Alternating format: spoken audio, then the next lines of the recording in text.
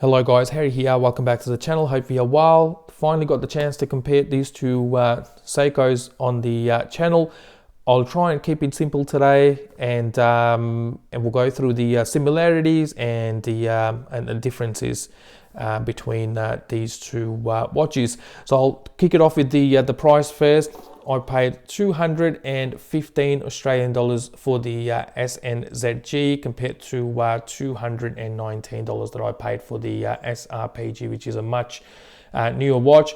What I've observed in the last few months is the price on these SNZGs have been creeping up lately, and that was the main thing really holding me back from doing this comparison as well. I was trying to get a decent deal on this watch, and I couldn't find anything under 250 bucks, and finally managed to find this for $215 from a local website as well, which is called Kogan. If you're in Australia, you would have heard of him. I bought this from watchdepot.com.au, again an Australian retailer, paid $219. As I said, they still have this advertised for 248 Australian dollars, but if you sign up with them for the first time, you get $20 off your order. So against the retail price of $495, I think $228 is a decent deal for this newer watch.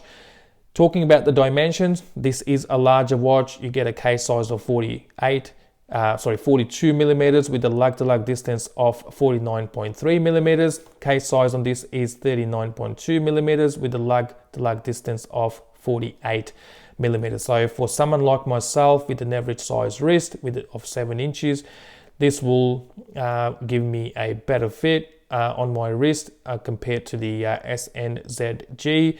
I used to have this in my collection before, and I never really had any problem with carrying this watch on my wrist.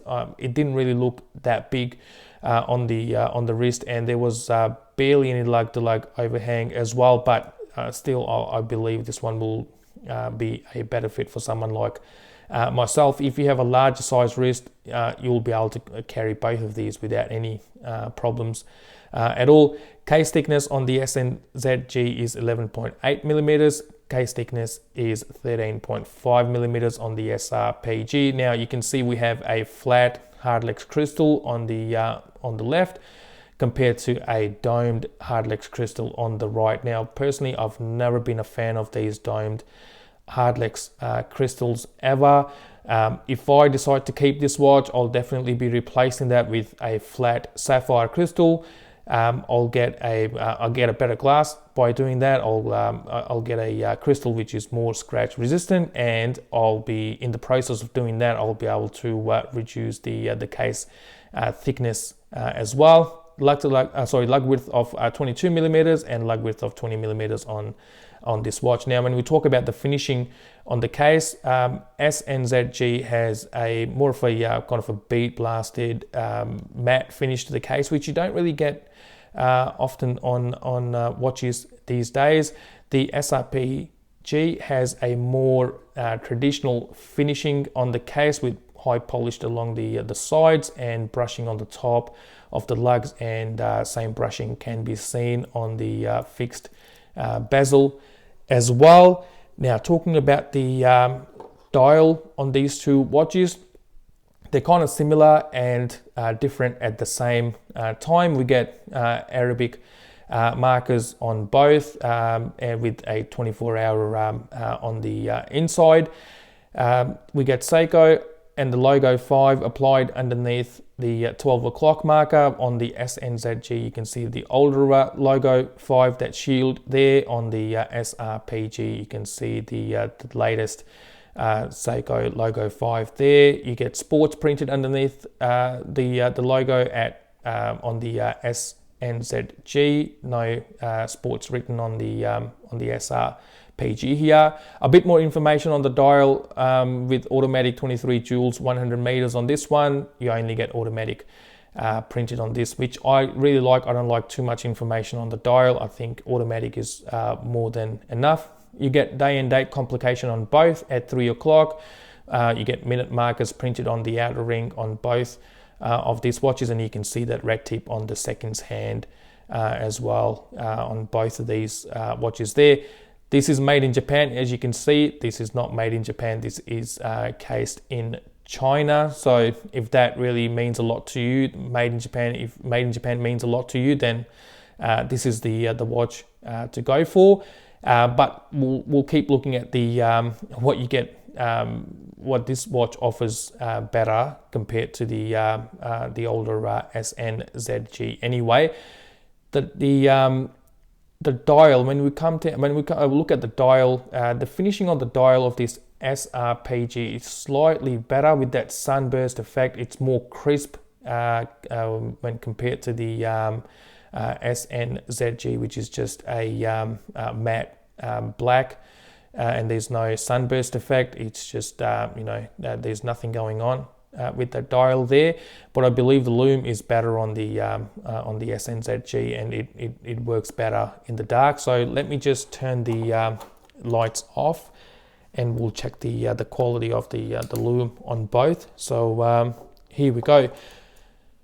So as I said, Lume definitely works better on the one on the left than on the right there. So for me, this one definitely wins in this class, in the quality when we compare the quality of the Lume of both of these watches. So that's the Lume for you guys. Let me turn the lights back on again so we can carry on with the rest of our review. Now, talking about the bracelet and the nylon strap that you get on this watch, I'll talk about this one first. So we have a basic nylon strap with a same finishing on the buckle with Seiko marked on the inside. You get the leather reinforcing around the holes, but the quality of the strap is not really fantastic. It's a basic strap.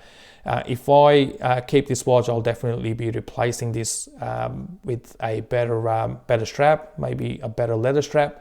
For someone like myself, I prefer a leather strap over a nylon strap, definitely. Now, talking about the stainless steel bracelet on this one, I can't really talk too high of this stainless steel bracelet as well. Now, what I've seen on a lot of these entry-level Seiko watches, as you would have seen as well, and I do bring this up in a lot of videos when I review Seiko watches, the quality of these bracelets is not really up to the mark. These are really basic. You get a pressed clasp, hollow end links, and this bracelet does rattle as well, so it doesn't really feel solid when you feel this bracelet. It doesn't really speak quality.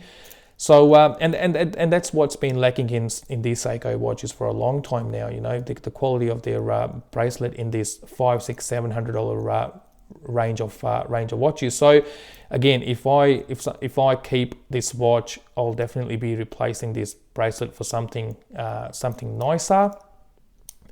Now, looking at the case back, let me give it a quick wipe as well. I don't want you guys to see a lot of fingerprints there. Let me do the same thing with this one as well. So here we go.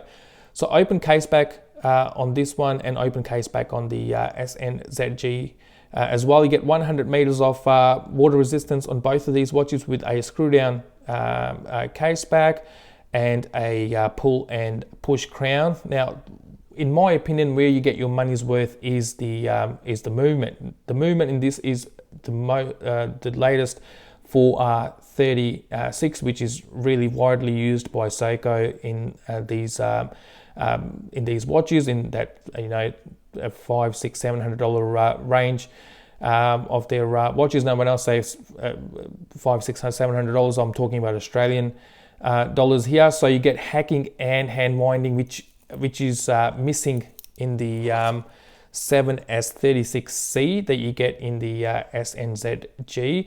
So for extra $4, I'm getting a better movement, a better finishing on the dial. I know this is not made in Japan. This one is made in Japan. So as I said earlier, if that really means a lot to you, then go for this one. But For extra $4, this one offers you know, that movement really is the at the point of differentiation for me. Yes, this, I really like the SNZG, don't get me wrong. As I said, I used to have this in my collection. Fantastic watch from the legibility point of view, and they were fantastic when they were slightly cheaper than what they are now. As I said, the prices have been creeping up on these, and I really struggled to find something in this price range of that $215.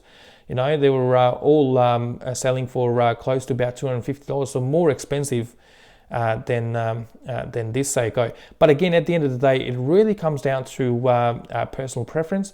It really comes down to what you really like. Legibility of this, for me, movement in this watch, and from the finishing point of view, I'm not really too concerned. The finishing on this case is on this dial is better for me. From the sunburst effect point of view, you get a bit more when you look down on the dial. So really leave it up to you guys to decide which one you would end up buying. But for me, I'll definitely end up buying the SRPG and change the bracelet and change the crystal as well. So guys, that's it. Thank you very much for watching this video. Hopefully you enjoyed this, and I'll see you with my next video shortly. Until then, stay safe and look after one another. Thank you very much for watching again.